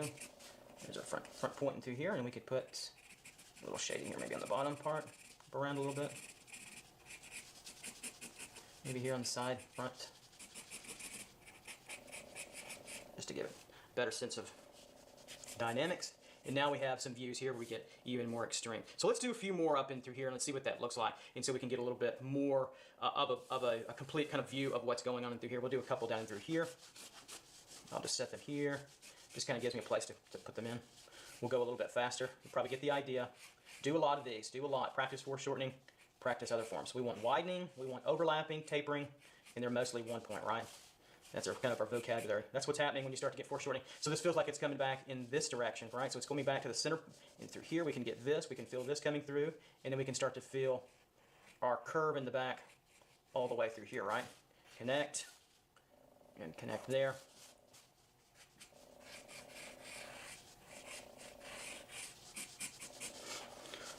Come on down through, then we can do a little shading. Kind of shade it towards the middle. You get the idea. You can take some real long time and make it really pretty if you want. And put another one here.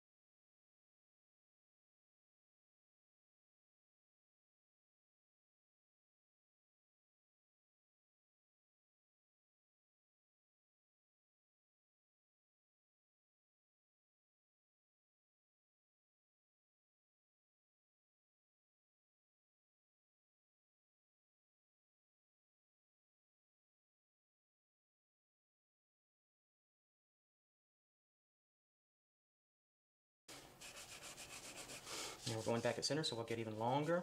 Put it maybe slightly over here so you can see it just a little bit longer than this one, because we could keep on going out here.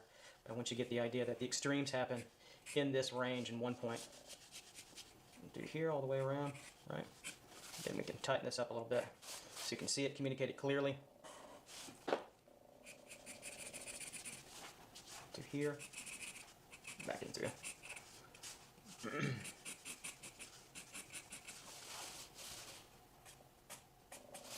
All right, let's put some, we've kind of got the idea. Let's put one here, yeah.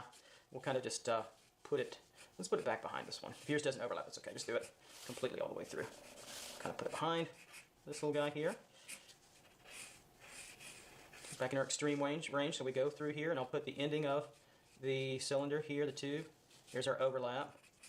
Keep that overlap light if you need to, and connect it through to your ending points here, and it can end here.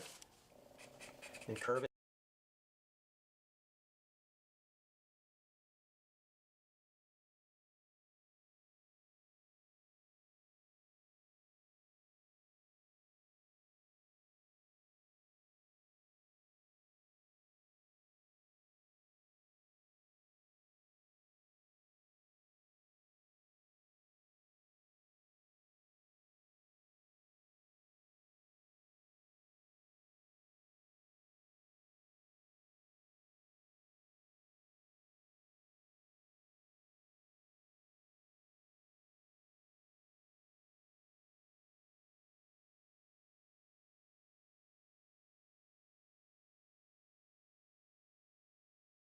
It through nice and smooth around.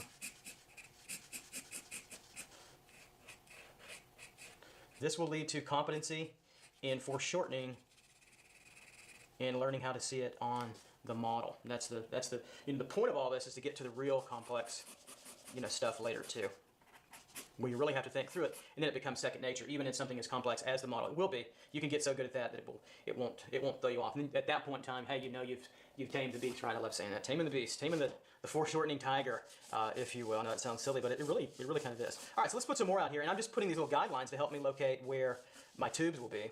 Let me put one here, and that'll be plenty. So see if I can go a little bit faster, get through this lesson a little bit quicker for you. Right in through here, pulling down this way, curving through. The closer you get to that center, the closer you get to that true circle in your viewpoint where you don't see a top, bottom, left, or right, you know that you're at the extreme of foreshortening. This is the one. This is the extreme one, right, where it is a complete circle with nothing. You see nothing top, bottom, left, or right, or 360 around it. Artists don't like that so much, and the reason why is because it doesn't show a lot of dimension. There's no depth to it, right? It's flat. I guess you could argue that it's not foreshortening since it doesn't show any dimension, but I like to say it's the extreme part of foreshortening because we do have it come right at us. We've got to talk about it, and I think that helps. So a little bit longer than this one. We're getting further away. These are no different than the ones down here. They're just different positioning points from our center area. So we got that. I won't shade those. I'll leave that so we can get through a little quicker here to here.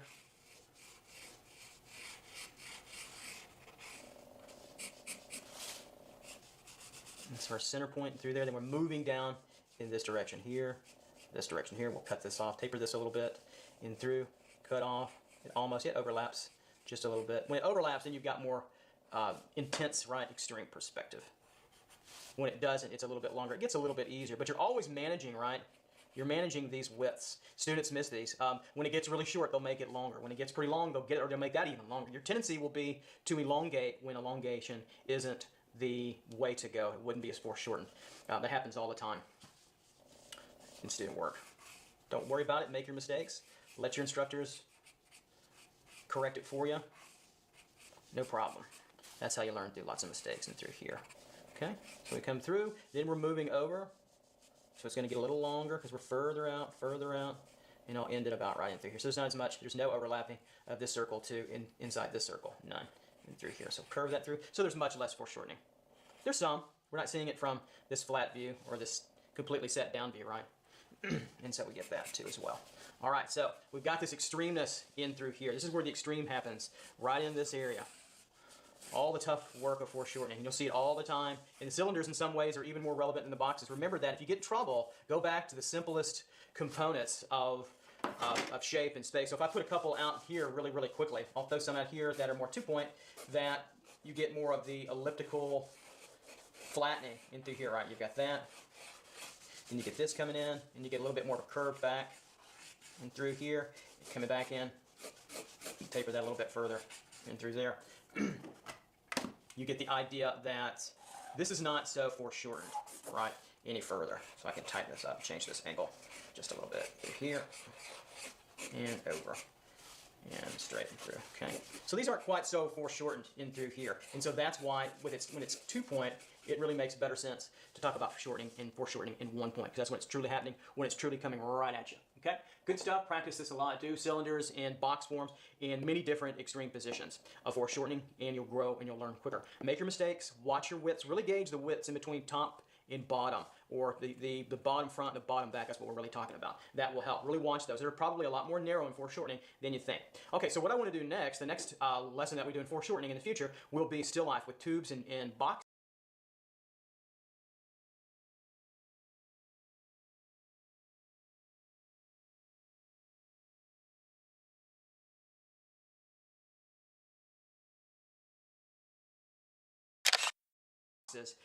And I'll set it up in a way where you can really practice foreshortening, where our eye level is about at these 1 point congruences, and you'll really have to start figuring out space from observation. Everything we've been doing so far is kind of theoretical based, practical. We're